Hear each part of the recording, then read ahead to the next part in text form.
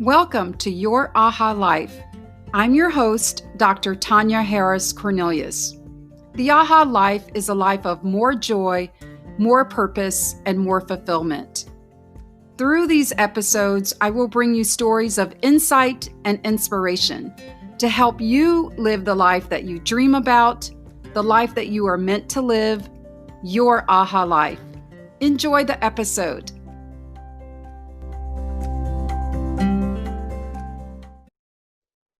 All right. Well, Tonya Cornelius here with Your Aha Life. I have a super guest with me. I'm so excited to welcome Dr. Benjamin Hardy to the show. Welcome to Your Aha Life, Ben. I am super happy to be with you. We're going to have a great conversation because we're both kind of personal development people, right? That's our passion. And we've been around what we're going to talk about, these personality tests and things. We've been around that for a great part of our career. So I'm so looking forward to our conversation. Before we jump in, though, I want to bring our listeners and viewers up to speed on a little bit about you. So I'll read your bio and a little bit about your fascinating new book. So Dr. Benjamin Hardy is an organizational psychologist and best-selling author of Willpower Doesn't Work. His blogs have been read by over 100 million people. That's mind-boggling. And are featured on Forbes, Fortune, CNBC, Cheddar, Big Think, and many others. He is a regular contributor to Inc. and Psychology Today, and from 2015 to 2018, he was the #1 writer in the world on medium.com. That's how I found you, Ben. That's where I first met Dr. Benjamin Hardy. He and his wife, Lauren, adopted 3 children through the foster system in February 2018. And 1 month later, Lauren became pregnant with their twins, who were born in December of 2018. They live in Orlando, Florida, kind of where my neck of the woods, where I grew up. And by the way, you were doing all of this while completing your PhD. Just phenomenal. Yeah, it was crazy. Yeah, it must have been a crazy time, but exciting, right? It was fun. Yeah. So I want to share a little bit about the book and then we'll get into our conversation. So, new book, I'm just getting into it. And the more I read, the more I'm like, it is a page turner for me. So, personality isn't permanent. That's the name of the book. It debunks the pervasive myths of personality that have captured pop culture for decades. For example, personality tests like the favorite Myers-Briggs and the Enneagram are not only psychologically destructive, Dr. Benjamin Hardy says, but are no more scientific than our horoscopes. Personality isn't permanent, provides science-based strategies for reframing past memories, becoming the scribe of your own identity and narrative, and upgrading your subconscious and redesigning your environment. A lot of agency in those statements, a lot of your own will definitely. at play. When you know the truth of personality, desired personal change can be dramatic and directed. When you don't, personality is something you seek to discover rather than create. So again, welcome, Ben, to the show. It's I'm happy to be with you. Yeah. This Yeah. book definitely goes a couple steps deeper than the last one. And who knows? Actually, to be honest with you, I actually wrote an article on Psychology Today about Myers-Briggs about 2 or 3 weeks ago. And I got a lot of positive emails, but the amount of negative emails I got was amazing. Because I mean, when you embed something into your identity, you defend it. And in this case, you've got to defend the test as well. And so it's, it'll be interesting to see what happens when this book comes out. It's been the holy grail, right? It's been the holy grail. And I will tell my listeners, viewers, we are recording this just on the front side of the release date. And so I got an early copy from Ben to start perusing, to get into this, to prepare for this conversation we're having today. And it is fascinating, but I can see why you might get a little bit of hate mail, because especially like the Myers-Briggs, and I think the Enneagram is another one that's coming on strong, where people, it's like the Holy Grail. People want to hold on to the perceptions that they have had for many decades around this. And Myers-Briggs, for example, is the number one personality test, or at least it has been for many decades, is the number one personality test that's used for individuals and teams inside of corporations. So I can imagine that you got much a little to the mail. Disappointment of all my professors, by the way. Yes, hey. Much to the disappointment. Yeah, I'm sure. Particularly, I mean, you're a IO psych, and so you are into studying the psychology of individuals and teams inside of organizations. And so, to know that people are resting their whole kind of identity, whether it's individual identity or team identity, on a type, can be, I can imagine your professors and so forth are like shaking their heads like, please don't stop. Yeah, please stop. Yeah. So I thought where we would go is, we go a little bit into your background. You tell us a little bit more of your biography. And then you also have something in the book that says, why should we listen to Dr. Benjamin Hardy? So maybe you can capture all of that in kind of your opening statements. Yeah, sure. It's funny because a lot of people, like I've been on a handful of interviews, a lot of people assume because of my writing that I come from like a silver spoon, and it's actually the exact opposite. I mean, and I will not claim that my situation has been any harder than anyone else's, because I know people have been through far worse experiences than I've been through. But I did go through plenty of tough experiences growing up. I grew up, I would say the beginning of my journey was really my parents' divorce. Age 11, we actually came from quite a religious background. And it was interesting because when my parents got divorced, I was 11 years old. I'm the oldest of three boys.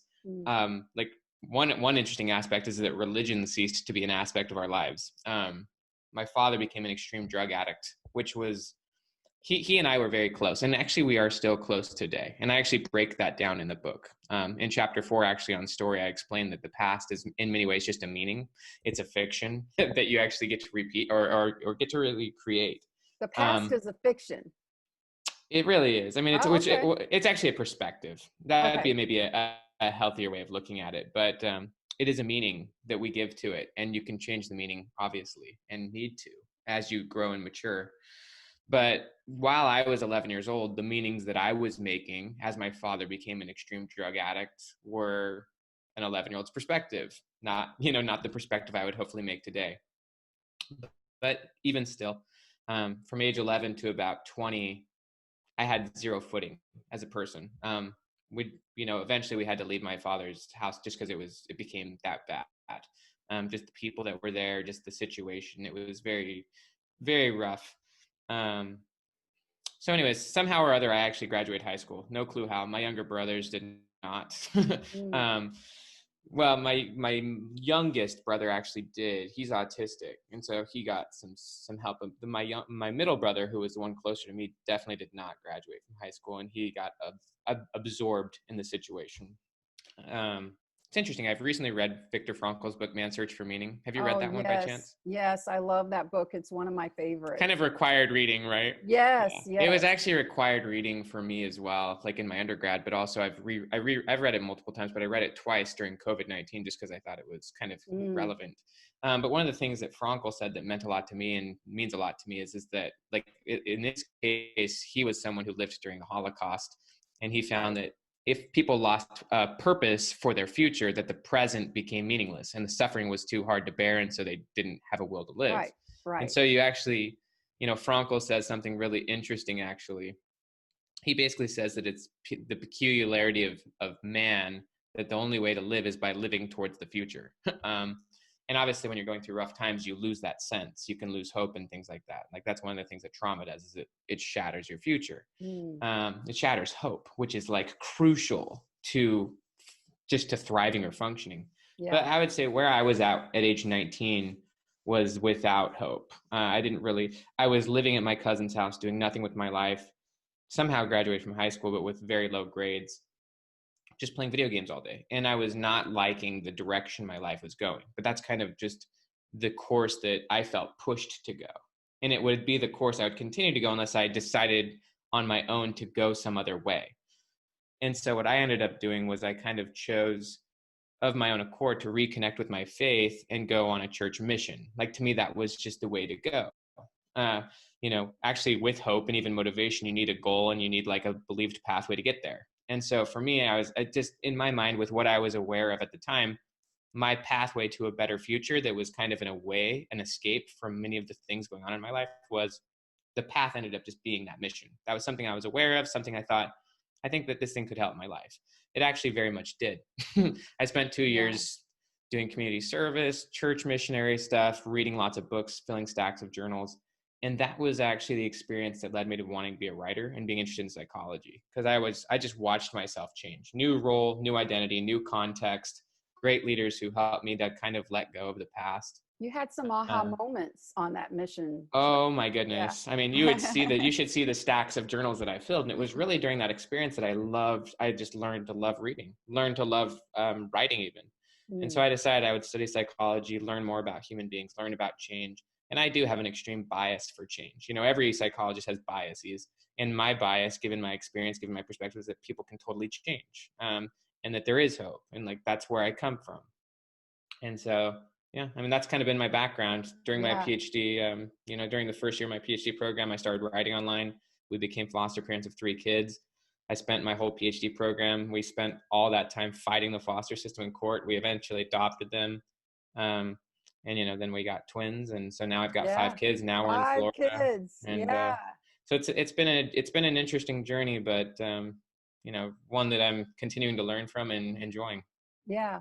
Well, you talk about in the book why we should listen to you, and you go through a personal story of how a personality test almost ruined your life, or did not. That's true. You would have not ended up with your beautiful wife and 5 children today. So why don't you share a little bit about that? Yeah, that'll be short but funny. So okay. when I was in my undergraduate, and I didn't know about psychology and testing to the extent I did now. I was a fresh undergrad, and you kind of get the basics in your undergrad.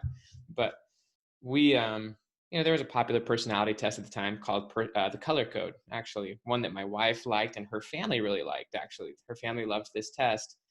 And it's important to note that my wife had actually been married before me. She had been married. She was in an incredibly abusive marriage for about 3 years. Abuse of all forms. I mean, beating, but also like sexual abuse and all sorts. And so when she left that relationship, I mean, she was basically without a personality, honestly, when you leave that situation, because I mean, she had been just defeated. Yeah. And so she traveled the world. She actually ended up serving a church mission herself. And I ended up being the first person that she was dating a few years later. And this is kind of where the Color Code comes in. Because Lauren would scale on that test as what we would call a red. So there's 4 colors on the test, 4 categories. Reds are like type A, power driven. And that's kind of really how Lauren's family views most of themselves. They view themselves as kind of like a driven family. There's blues, which are very much relational, focused on heart, focused on relationships. There's whites that are basically peacemakers, passive, aloof. And then there's your extroverts, essentially yellows. Yellows are the lives of the party. Well, at the time, my score on that test, or just like what I got on the test, was a white. I got that I was a white. And this gave Lauren's family a lot of concern. Yeah, because it seemed like it would be exact opposites, right? Yeah, I mean, they're admittedly quite a patriarchal family. Not exactly. I mean, but like, they're interested in just like everyone kind of being powerful, like not necessarily powerful, but like everyone, they're people who kind of have strong personalities, and they're into that. And so when they found out I was a white, exactly what you're saying, they were like, okay, we see what Lauren is up to. Like in the last relationship she was in, because the person she was married to was a red as well. So Lauren's a red, the guy she was with was a red, he was power hungry and he just overruled her.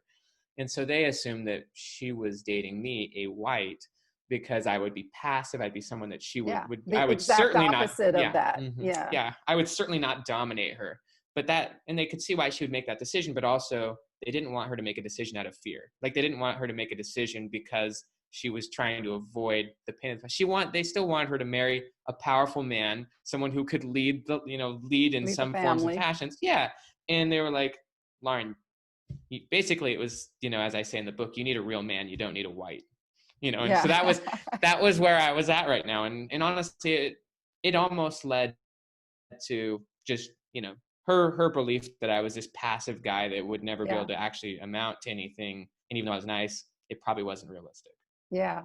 So that's a perfect example of how when you buy into these, kind of personality tests, if you will, that you can, create some limitations for your life and not see kind of the big picture and the true person behind those tests.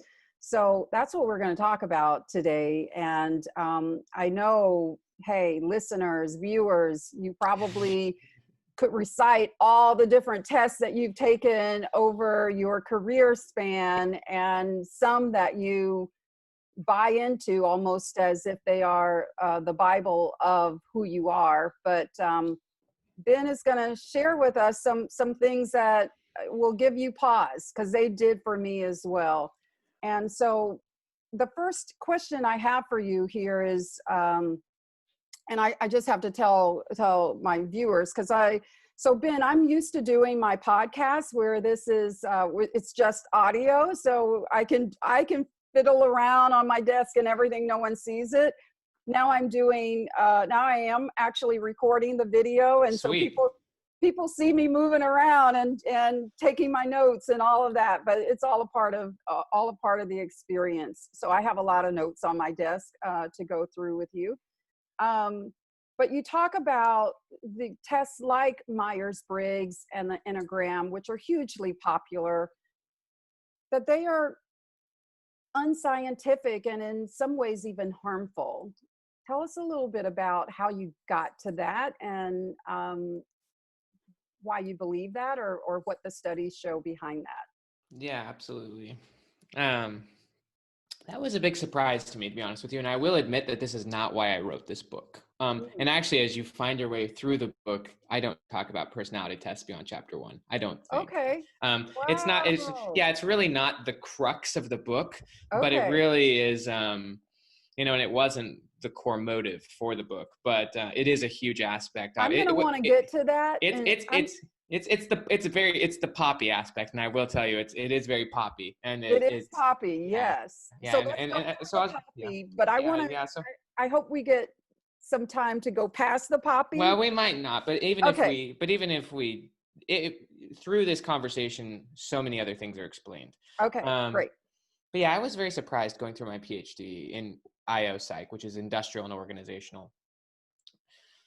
Over and over, I would hear from all my professors why tests like Myers and Briggs were just junk, and it took me 4 or 5 years through a PhD program to understand how testing and actually science works. Science is about measuring and testing things, and in order for tests to be good, it's got to be valid and reliable. It's got to be studying what it says it's going to be studying. It's got to actually reliably get you the score if you step on a scale as an example and you're getting radically different scores every time you step on it, it's probably not a good scale. Right. And obviously there's a lot of research on these tests that they're not going to give you reliable scores. And I share one study in the book about basically 2 groups of people who took the same personality test. One group took the same test. A week later, they had the same test administrator and got similar scores. The other group took the same personality test, week interval, 1 week, took the test again a week later. The only difference was 2 different test administrators. And with just that one shift in conditions, completely non-correlated test scores. Wow. That's just one example. Basically, at this point, the research now shows your personality is going to change over your lifetime, whether you do anything about it or not. And really, from a psychological perspective, personality is a lot more contextual. Context matters more than content. In various roles and in various situations, you actually are going to be different. It's not good to just define yourself one way and assume you're actually always that person, because that's actually just not true. But what these tests do is they very much give you a sense of identity. And I think one thing I'll just quickly define is that identity and personality are two different things. Identity is essentially your self-concept. It's how you describe yourself. Okay. But your identity very much predicts your behavior. And your behavior over time shapes your personality. So Okay. from my perspective, personality is the byproduct of identity. Okay, got it. But identity really matters. Identity, in my opinion, identity is enormously more important than personality. And identity can be something that can be very difficult for people to let go of because it's so personal. And usually when something's something you identify with, you seek to confirm it or justify it and also to defend it.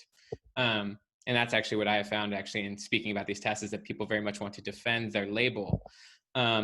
But having a label comes with a lot of problems, aside from essentially a fixed mindset about what the label means. What happens, so Ellen Langer, she's been at Harvard for a long time, and she's been studying mindfulness for about 40 years. I can't recommend her work. You know, there's a few psychologists out there whose work is of crucial importance. Hers is one of them. Carol Dweck's would be another. You know, her book, Mind's just, it's seminal. But Ellen Langer, she studied mindfulness, and obviously she studied the things that lead to mindlessness. And mindfulness means you're aware. You're aware of what's going on. You're aware of yourself. You're aware of context. You're aware of just things that are happening. And when you overly assume a label, you become very mindless to yourself and to what's going on. Labels essentially create tunnel vision. You see through the label, and you have a hard time seeing outside of that. And so she spent time, for example, studying people who define themselves as depressed. And when you've defined yourself that way, you think that you're actually always that way. You're mindless to the times when you're actually not. And actually, if you looked at someone throughout a given period of time, there'd be many times when they're actually quite happy or just not depressed. It's like someone who thinks that they're always an introvert. That's actually just not true, but maybe their label makes them think it is, right? It's kind of, so in psychology, we call it selective attention. You selectively attend to the things that are meaningful, and you just can't perceive everything else because there's too much coming in. So like when you're driving on the road, you could probably notice when other people are driving the same car as you, but you don't notice the 50 or 100 other cars on the road. And so that's just a key, is that they make you think that you're more consistent to your label than you actually are, which you're not. But more than that, and I think that this is, in my opinion, the big key, is that they labels in general and overemphasizing your current self lead you to holding really tightly to your current identity. That's actually the biggest problem, because I don't know, I mean, you've read now about it, but Daniel Gilbert's work at Harvard is, in my opinion, so interesting. He studied personality change over time, and basically the argument at this point now, and I think it's beautiful. First off, you should view your former self as someone totally different. Like you, I'm sure that, if I were to ask you, are you the exact same person you were 10 years ago? What would you say? No. Do you think you're the same person you were 10 years ago? No. Yeah, and I would say that most of your listeners would probably say the same thing. Yeah. I will say I probably do, and I treat the Myers-Briggs stuff, and I'll just interject this, and I want you to keep going. Go ahead. Go ahead. So interesting. So Myers-Briggs type, ISTJ. Is that what you are? Yeah, and I've moved on that continuum to INTJ, being more kind of big picture and so forth. But I've always seen those just truly as, do I have a preference toward those things? Preference is a big word. Yeah, preference is a big word. Yeah. And I think when people say I am an ISTJ versus, I have a preference toward introversion. I get my energy by going That's a big distinction and spending time with myself. It's a big one. And I think if people are going to have use these personality tests in any way, don't give them more power than they have. If it's a preference, it's a preference. It means that I can be as extroverted as I need to be as my goal, which we're going to get into because I love that part, as my goal and purpose and passions require of me. And so we're constantly more dynamic and malleable, using your words, than we give ourselves credit for. So I think you nailed it. Preference is huge though, because, you know, my guess would be, I mean, at some degree, it sounds like a lot of your preferences are the same, but a lot of your preferences are probably different than they were 10 years ago. Oh yeah. You know, and preferences and priorities and decisions, you know, we're not quite the same person we were in the past. But what the research also shows is that you shouldn't view your current self as the same as who you'll be in the future. Your future will have different preferences. You know, like, and often it's actually better from a decision-making standpoint to make decisions based on your future self's preferences than your current self's preferences. Because sometimes in the moment you prefer to just sit and binge on a box of donuts. You know what I mean? And like sometimes just because you prefer it in the moment doesn't mean it's actually what's great for your long-term future. Yes. And so current preferences are often actually to the demise of future goals or to future potential. And so Hal Hirschfeld at UCLA, he talks about how it's good to view your future self as a different person and to make decisions based on what they would prefer rather than what you would prefer now in the moment. Wow. And so preferences are big, but current preferences can also, they're not always the justification for decisions. But I think when people view personality as innate, or they've really attached to a label, then their preferences alone justify decisions. And sometimes those decisions are very limited because, you know, if you've defined yourself one way, then the goals you set in the future have to fit within that definition, rather than going beyond that definition and maybe requiring you to change your preferences. And so, yeah, there's a lot of baggage to go with it. But my take on all of this, there's a really good blog post by Paul Graham, who's a very famous venture capitalist, but he says you should keep your identity small. And the reason for that is that if you hold your current identity so tightly, it would basically limit you from seeing yourself different in the future. And that's where Dr. Gilbert has come to as well. Daniel Gilbert at Harvard. He says that human beings are works in progress that mistakenly think they're finished. It's much better to realize your current self is a snapshot and that your future self is going to be very different. And so you don't want to hold your current identity so tight because you will be different in the future. And if you start thinking about who you want to be in the future, then who you are, actually what Carol Dweck says is that you can escape the tyranny of now, because then you can tap into the power of yet, you know, what's yet, you know, you know, because people with a fixed mindset, they're defined by now. If someone with a fixed mindset, like a student gets a C on a test, they're like, dang, I'm a C student. Whereas someone with a growth mindset, if they get a C, they're like, I'm not there yet. Right. So just as one last thought. I love that. I mean, in Buddhist philosophies, being present and in the now is a good thing. But in terms of your personality, accepting where you are today as though it will never change is to your disadvantage. And I love the dichotomy of, you know, not now, but look at yet. You know, I love that. Yeah, Dweck's pretty amazing. One last just thought on all of this, which was really interesting from a writer's perspective. So one of the reasons why I got home from that mission in 2010 and I started writing in 2015.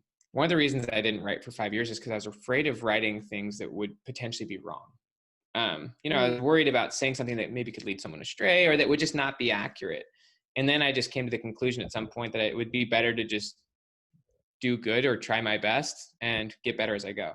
Well, it's interesting now, like, you know, I wrote Willpower Doesn't Work 3 years ago, and I recently reread it. And I can tell you, as much as I think the book is a great and interesting book, the current version of me would not write that book. Not that I fundamentally disagree with it, but there's so many things about it. I even as a writer, there's a lot of things about the writing I don't like, but also there's some of the ideas that I don't like. And even going back and reading old blog posts, there's a lot of things that I actually don't agree with that I've formerly said. And there's actually a quote from Alain de Botton, and he said, if you're not embarrassed by who you were 12 months ago, you didn't learn enough. I don't know if you necessarily need to be I guess embarrassed I'm by your former self. constantly embarrassed then. Yeah. Yeah. You don't need to be embarrassed. I think I like the word, but to the point of the future self, my Yes. future self will disagree with aspects of this book. If in 4 or 5 years from now, if I was watching this conversation, there's things about this conversation that I'd be like, oh, come on. But actually the key is to actually have empathy towards your former self, because you're not the same person. But the point of all of this is to say your current self doesn't matter that much. What actually matters is where you want to go, and that you shouldn't hold your current identity so tightly. Yeah. Yeah. So thank you so much for that. As you were mentioning, I was looking for my notes because I have these Post-its, as I said, all over the desk, and I'll find what I was looking for in a moment. But I thought what we could do is, there were 5 myths to these personality tests, if you will, that I'd love for you to dig in around and kind of share and maybe debunk them. So the first one is that we are, formed into types. That's the myth. Yeah. I mean, I'll break down all the myths very quickly, because Okay. they're all very connected. Okay, great.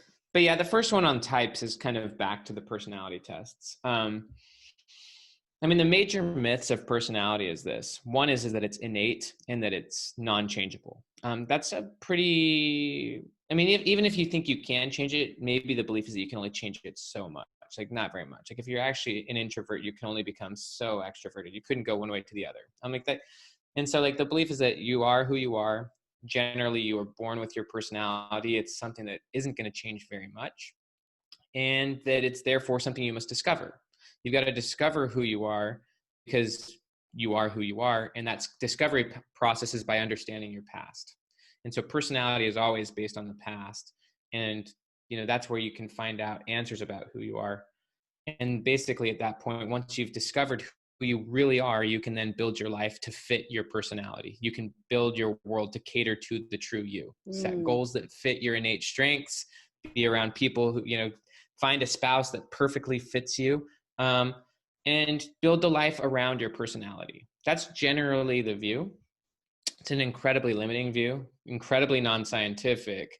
But one of the things that goes with that, obviously, is that the discovery process is that you as a person are a type. You're born as one type of people, and that personality tests can essentially tell you who you are, and that you are just one type of person. You're not multiple types of people.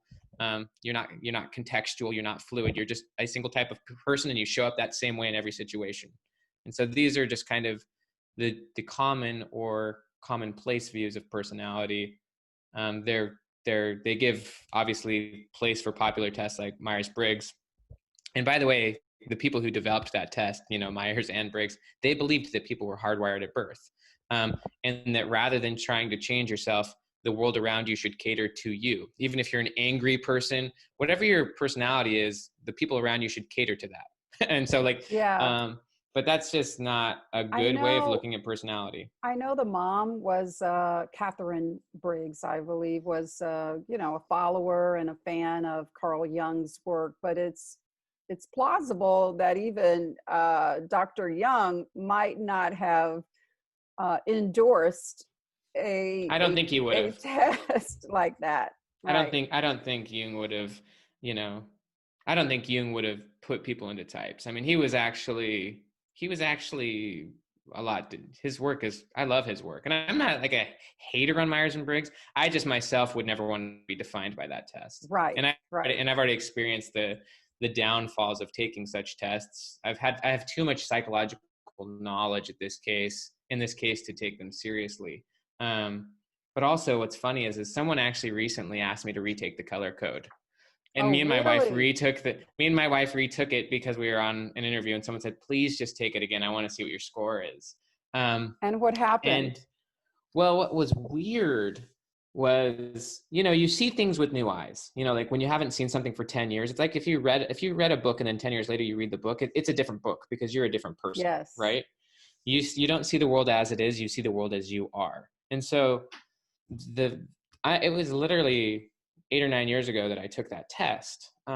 almost 10. And like, since then I've gotten a PhD. I have 5 kids. None of that stuff was true of me before. And so like, when I took this test, I was reading the question. I was like shocked, in my opinion, Mm, at how, I don't even like to say this, but how poorly designed the test was. mm, I was shocked at the questions. Like, basically all the questions are framed like this, basically like, answer, what we're going to do is we're going to describe various scenarios, and we want you to, say how you would respond to these scenarios, but answer these questions as you would, as what you would do in these situations as a child. hmm. And I didn't know that about the test. I forgot about that. Wow. But I answered the questions the best I could, even though there's many different child versions of me, the 5-year-old, 8-year-old, 12-year-old. And I just thought, actually, when me and Lauren took it afterward, she actually answered the questions as if she was like a 10 or 12-year-old. I answered them as if I was like a 6 or 7-year-old, Yeah. and so I didn't actually know, but I came out as a yellow on the color code, and my wife was like, "You're totally not a yellow." No, totally But not a yellow. she came out as a white, Wow. which was weird. And in any case, neither of us really cared. We just did it for fun. And we're still left scratching our heads, because I know that the score I got didn't really fit. And Yeah. neither did it for her. Yeah. You know what I want to share a little bit, because you mentioned it, and I'd love to hear your thoughts on it. Since I have you here with me, is that you go from someone telling you what your personality is, and kind of retrofitting your life, your behavior inside of that box, if you will, to saying, okay, if you do away with that, you have like a blank canvas. You get to create. You get agency, you get choice in the matter, and that some people are uncomfortable with that, that they don't know what to do with it. And you talk about fear, that there's some fear there, and I'd love for you to kind of share a little bit more, why you think people might be afraid to construct their own personalities and identities. Mm-hmm. Well, I think a really good way of looking at personality is that it's essentially synonymous with your comfort zone. They're pretty Mm, similar concepts. To do anything outside your comfort zone would probably be to be doing something different from your personality. And so when you step outside your comfort zone, or when you do something new, like, basically our brain is designed to predict our behavior. We form memories, we do things so that we can adequately predict the world around us. Um, when you make a mistake, you experience what's called a prediction error. So like, when a baby puts their hand on the stove and it burns their hand, that was a prediction error. That was not what they thought was going to happen. And that's called learning. Like, wow, yeah. there's where a powerful memory is formed, and we have a new sense of the world around us. Well, when you're doing something new, when you're dealing with uncertainty, you obviously deal with a lot of emotions that are generally not pleasant emotions. You're in uncertainty involves a lot of confusion, ambiguity, maybe even fear. People avoid uncertainty. They prefer things to be Mm, certain and stable and predictable. And that's not where learning is. That's where repetition is. And so people avoid uncertainty. That's obviously where learning and growth is, but it requires courage often to even yes. face uncertainty, and courage is the doorway to change. And so, yeah, when you make, and with courage, there's no guaranteed outcome. With, people want, I have a friend, as an example, who's told me for years he's wanted to start a business, but he would only do it if he knew it would be successful. Like, it's like, if you need everything to be certain, then you don't really have agency. Yeah. Actually, that's one of the things that Ellen Langer said, is that with choice, the implied aspect of choice is that there's uncertainty. You can't have choice without uncertainty. And if you're not willing to deal with uncertainty, then you don't have a choice. Yeah. Um, and so this is about making choices. It's about deciding who you want to be, and deciding what you want to do, and then facing the uncertainty of actually going through that growth process. Being consistent more with the person you want to be versus being consistent with the person you've been, just because that's certain and stable. Yeah. So it's also the stories and the narratives we tell ourselves, because for the longest, even earlier this week, I was in a conversation with Peter Block. Not sure if you know him, I but don't. yeah, he wrote Flawless Consulting. That's Interesting. probably, yeah, but he's a really great guy in the OD space, and I followed him for many many years, and he's a mentor and a friend to me now. But I was sharing with him, kind of how I'm seeing my future, how I'm working toward a future self and goals that I have. And I said, but I like predictability. I like, I like security. I like certainty. And he says, you need to stop telling yourself that that That's story. true. He said, That's a because preference that you can get rid of. yeah. And he says, because your actions don't line up with that. So you're telling yourself something, but you act in a totally different way. Because if you were saying to me, Tonya, if you were only interested in creating a predictable and certain life, you wouldn't do some of the things that you do. You wouldn't be planning to do this. You wouldn't be a writer. You wouldn't be all these other things.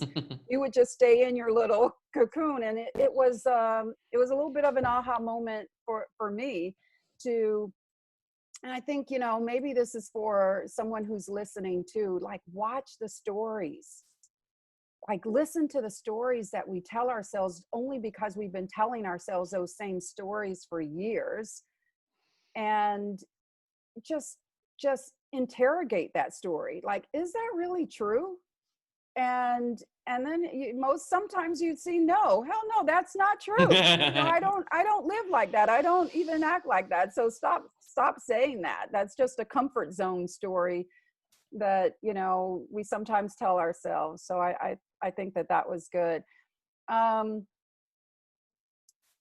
I want you to share a little bit on goals, because the listeners who really come to your aha life are generally high achieving, can be type A, but these are high achieving, high performing individuals who they want more for their lives. They want, I say, more joy, more purpose, and more fulfillment. So they want a successful career, but they also understand that they want a life of meaning and purpose.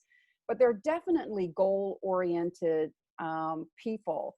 And I love how you say that labels can serve goals, but goals should never serve labels, and that your personality should come from your goals. Your goals shouldn't come from your personality. Oh, That yes. is like tweetable affirmation. I mean, you name all that stuff. That's where that belongs. That is so powerful. Mm-hmm. Yeah, goals are important. I mean, I'll share a few quotes to give this Yeah. even context, but it's really important from a psychological perspective to realize that every single behavior you do is goal oriented. Like going to the gas station because you have to fill up the gas in your car.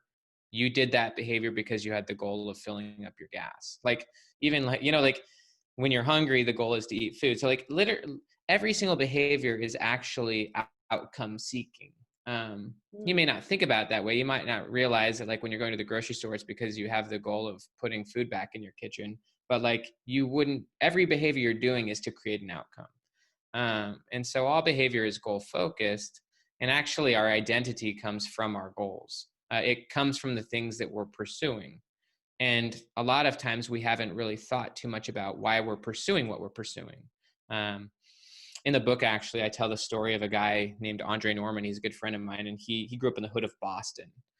And he ended up actually going to prison for 14 years. And then coming out of it, his goal was to go to Harvard. And so he ended up actually spending a lot of time, and he actually ended up becoming a fellow at Harvard after going to prison. But his story really explains this. So basically, I'll just break down aspects of his story, but it's important to realize, just as some mechanics, that your identity comes from your goals, even if those goals are not explicit. Your goal may just Okay. be to get through the day.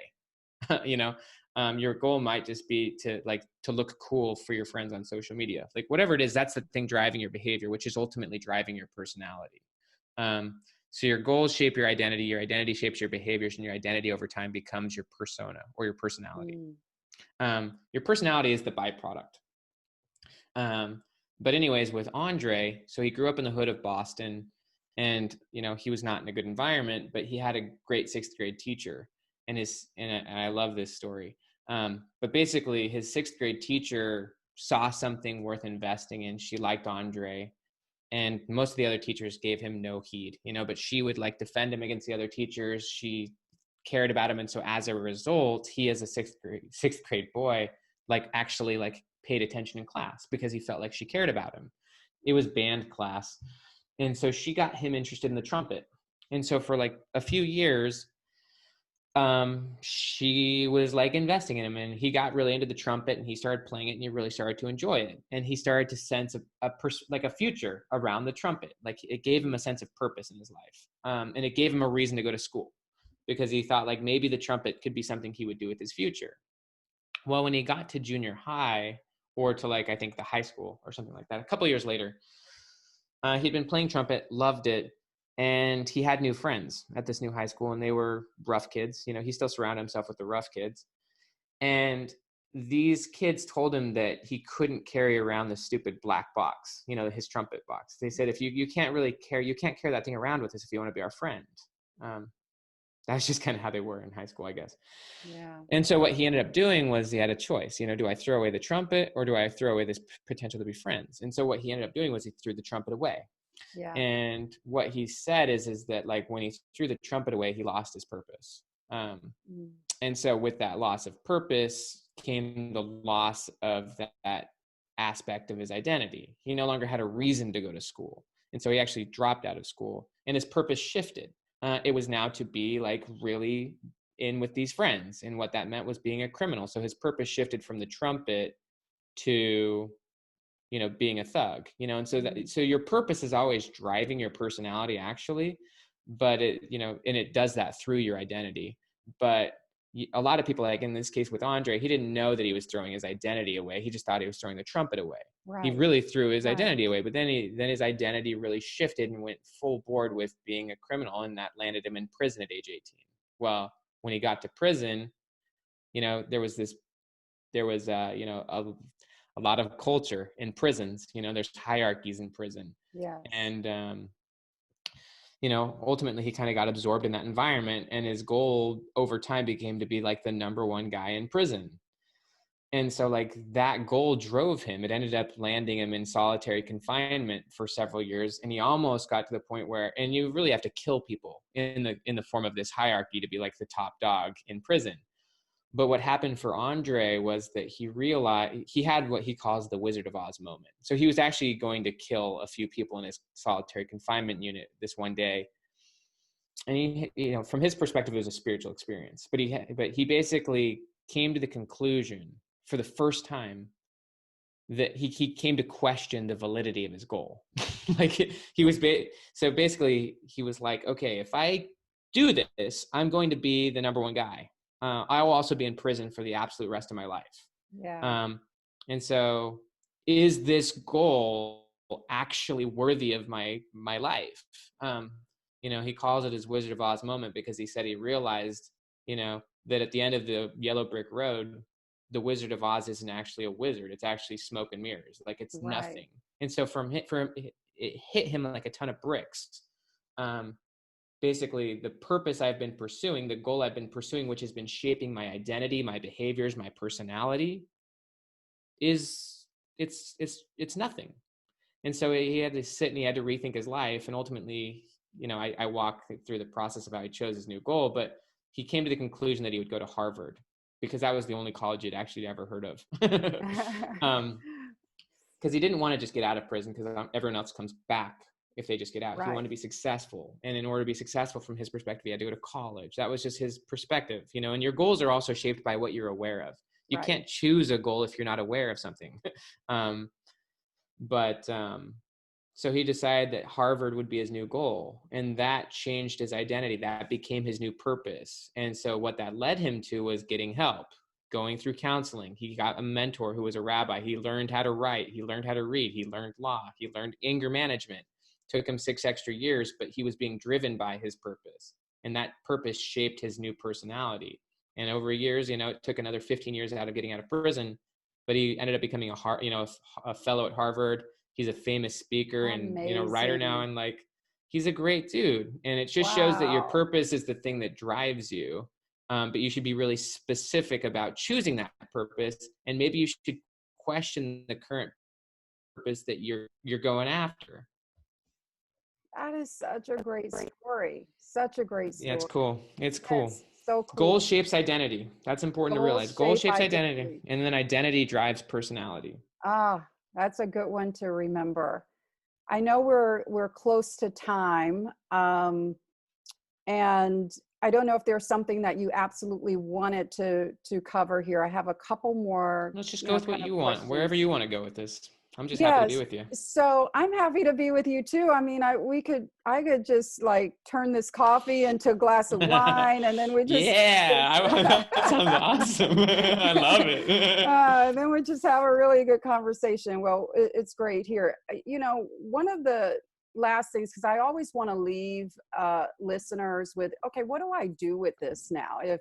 If I Sure. realize that all of what I believed before is, it's interesting, but I get to choose and I get to construct. Now, what do I do? And you talk about what are some ways that you can actually make radical change in your life. And maybe if you could just give a little bit of that to the listeners and viewers today. Absolutely. And actually, that's hopefully a good thing. That not, Yeah. I wouldn't say everything you know is wrong, but not everything you know is right. And actually, I can say that to myself. That's actually why I said the future version of me is probably going to read personality as impermanent and kind of shake his head a little bit, because if you think you actually know everything, then you're probably not. You're stuck. You're stuck, and that Yeah. comes with that stuff. That same theory goes along with the idea that you think you know enough about yourself. That's why I like his statement that human beings are works in progress that mistakenly think they're finished. Yes. We're not finished, and if you think you're finished, and if you speak about yourself in definitive terms, you've already capped your potential. You've already limited your imagination for what's possible. So I'll give a few resources real quick, and then I'll give us several strategies. But basically, the one resource is Daniel Gilbert's TED Talk. It's 6 minutes long. It's called The Psychology of Your Future Self. 6-minute TED Talk. Very good foundational understanding of how personality changes and why people overly think that their current self is the finished product. Another really great book is from Paul Arden. This is more of an entrepreneurial book, but it's a short book. It's called It's Not How Good You Are, It's How Good You Want to Be. And I think that that's really a crucial understanding, and it goes along with Carol Dweck's work, that focusing on yet rather than now, that who you are today really doesn't matter that much. As weird as that sounds, your future self matters 10 times more, actually infinitely more. And so that's kind of where we go into the strategies. A lot of research on future self. One of the reasons why people haven't really thought about their future self is because it's a lot easier to remember the past than it is to imagine the future. That's what Daniel Gilbert talks about. But basically, you need to take the time to think about who your future self is, who you want them to be. This isn't something you discover, it's something you decide. It's a choice you have to make. What they say that the number one deathbed regret is that people didn't have the courage to be the person they wanted to be. Yeah. Instead, they lived up to the expectations of those around them. As people, we have this sense of needing to be consistent. And so we would rather be consistent to someone we don't want to be, but someone we've been, rather than changing that because of the uncertainty factor. So you have to take the time to frame out your future self. Who is the person you want to be? What are their circumstances? Actually, throughout the book, there's about 150 journal prompts. Several to reframe the past, because you can change the meanings of the past 100%. The past is a meaning. You can change your memories and change your backstory. But you can also,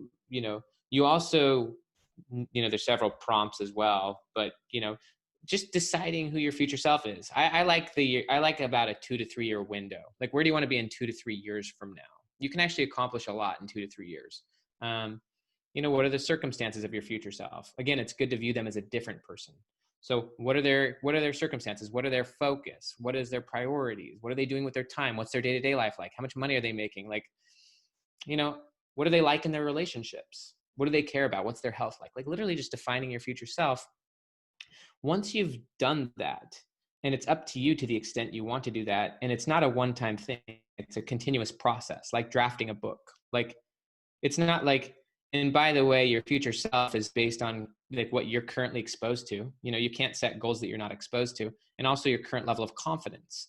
So usually when you gain more confidence, you'll probably project higher goals, and you build confidence by pursuing goals and by making progress and watching yourself make small wins. You start to believe you can do more, and you stop being defined by the past, and you start having more possibilities for your future. But after you've defined your future self, to some extent, the next step, which takes incredible courage, is to change your story, to stop defining yourself so much by who you are, or who you've been, and to start admitting and telling people about the person you want to be. Start telling people around you about your future self, about your goals, about what you're trying to accomplish. And it's not necessarily fake it till you make it, because, I mean, and I have nothing wrong with that concept, although some people do, but it's really the acknowledgement that you're not that person yet, but that's the person you want to be. That's where you want to go. And that's where your focus is going to be, and that you do need to make some changes, and that you would love some support and some encouragement. You're on a path. You're becoming. You're in the state of becoming. Yes. Yeah. And when you start telling people about your goals, you create an environment of accountability. First off, it's what I call subconsciously enhancing, to first off tell people about your goals, because now you're hearing yourself say it. Yeah. That this is what I'm going to do. This is where I'm going to go. I want to be a writer, was what I was saying 5 years ago. You're hearing yourself say it, which is like pretty powerful to your identity, but then you feel more compelled to start doing it.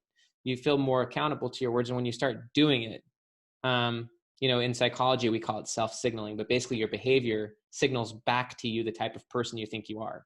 So if you start doing something towards your goal, you'll start to say, maybe this is the type of person I am.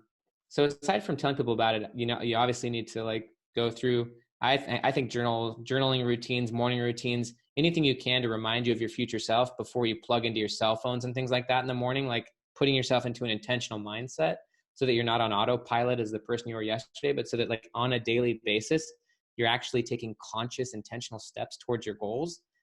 In that way, then your future becomes the thing predicting your behavior rather than the past. And then I guess just one other final comment, aside from, you would need to design an environment to support your future self rather than your former self, is investing in your future identity. And when you invest money into your goals, whether that be through education, mentorships, experiences, whatever it may be, by investing money, not only do you start to believe it, but you start to become heavily committed to your goal. You start to have skin in the game. There's a lot of research on the idea of investment creates commitment. And so you can do things to commit yourself very heavily to your goals, so that eventually that becomes the thing that you have all sorts of confidence and motivation towards achieving. Yeah, those are so good. And I love it, because again, when this conversation has ended and people walk away, now they have some steps or tools or ways of thinking that are, will expand how they see themselves and how to move forward. Thank you so much, Ben. So before I let you go, this is your aha life. And so this is a question I ask all of my guests. So your aha life is a life of enlightenment. It's a life of more joy, more purpose, and more fulfillment. But what that means to every person is different. And so I'd love for you to share, what does the aha life mean to you, and how are you living your aha life today? My sense of meaning and purpose is, definitely hugely my faith. That's something that's big for me. It gives my life a lot of meaning and purpose. My relationship with God, my kids give my life a huge amount of meaning and purpose. And my priorities and my sense of what matters in life definitely is changing. And I'm very much seeking more simplicity. I enjoy writing. I enjoy learning. But I also really enjoy just going swimming, and also small wins, like being more gentle with my kids. It can be intense, especially we adopted 3 of them, and there's still a lot of adjustment. But just enjoying small things, like even just like sitting on the couch after we put the kids to bed and just like sipping a LaCroix, Yeah. and just like with my wife and like, like talking or like watching a YouTube video with her, like just small little moments are mattering more and more to me, but they all have context because of my purpose. I have to read a few quotes from Frankl, if you're okay with that. Yeah, absolutely. I mean, Frankl's just been top of my mind because of COVID-19 and because I read the book twice. And also I'm actually starting to work on my next book, which is kind of the extension of Personality Isn't Permanent.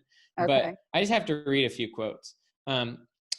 So Viktor Frankl, we already kind of talked about him a little bit, but these are just a few quotes of his that I think give context. And I think it really fits with your podcast because I love the purpose of your podcast. But here's what he says. He says, it is a peculiarity of man that he can only live by looking to the future. And then here's another one. Happiness cannot be attained by wanting to be happy. It must come as the unintended consequence of working for a goal greater than oneself. And then he says one other thing. He says, life is never made unbearable by circumstance, but only by a lack of meaning and purpose. Yeah. And so I think whatever your situation is, hope in the future is so essential, and hope and purpose give meaning. And when you have that sense of meaning, then whatever context or situation you're in, you can be happy. And your present has all sorts of meaning, even if it's tough. And pursuing big goals is tough. Pursuing a future self, tough. Dealing with uncertainty, dealing with courage and failure. That's why I really, really like the quote from Dan Sullivan. He says, the only way to make your present better is by making your future bigger. And so like when you have a bigger future, that doesn't mean your present is easier. It doesn't mean it's more predictable. It means it's better because you're actually learning and you're going through things and you're living. Yeah. And so, my life is crazy compared to what it used to be, but it's meaningful and I love it. And there's a lot of failure and a lot of ups and downs and a lot of uncertainty. Yeah. Well, I wish you all the best with family life, with living more simply and joyfully and more meaningfully. I wish you tons of success with Personality Isn't Permanent. And how can our listeners, viewers, how could they get in touch with you? What's your contact? Pretty easy. Just benjaminhardy.com. If you go to benjaminhardy.com, you can get access to all the blog posts. You can find access to multiple free online courses. Definitely more information about Personality Isn't Permanent. That's the big thing that obviously I've written hundreds of blog posts, but I think that this is the thing that, at least from my perspective, is more important than all of those. And I think is more transformational. And if people read it, I think that it can really change their lives. And so that's what I'm pointing people to at this moment. Yeah. But you will find more about that at benjaminhardy.com. Yeah. Thank you so much, Dr. Benjamin Hardy. My pleasure to just be with you. You're amazing. I think I'd love to stay in contact. So let's do it. All right. For sure. Thank you. Before I go, I just want to encourage you to go out and purchase Personality Isn't Permanent, Break Free from Self-Limiting Beliefs, and Rewrite Your Own Story by Dr. Benjamin Hardy.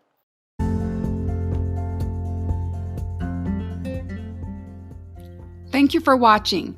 I'm Dr. Tonya Harris Cornelius. Come back again in another couple of weeks for a brand new episode. Hit the subscribe button, and I'll see you soon.